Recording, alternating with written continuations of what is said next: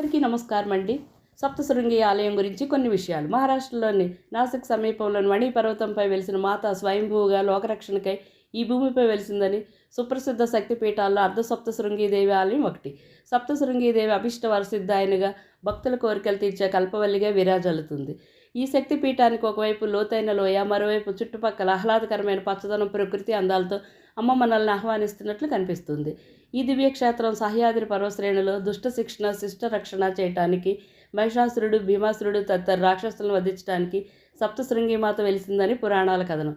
అత్యంత శక్తివంతమైన సతీదేవి కుడి చేయబడిన ప్రదేశం. ఈ క్షేత్రం 7 పర్వశ్రేణులు కలయిక కావడం వల్ల సప్తశృంగి అని పిలుస్తారు. బ్రహ్మదేవుడి కమండలం నుండి ఆవిర్భవించిన గిరిజా మహానందాదేవి ఈ సప్తశృంగి మాత రూపంలో ఉంటుందని భక్తుల నమ్మకం. ఋషి మార్కండేయుడు అమ్మవారిపై 700 శ్లోకాలు రచించాడు.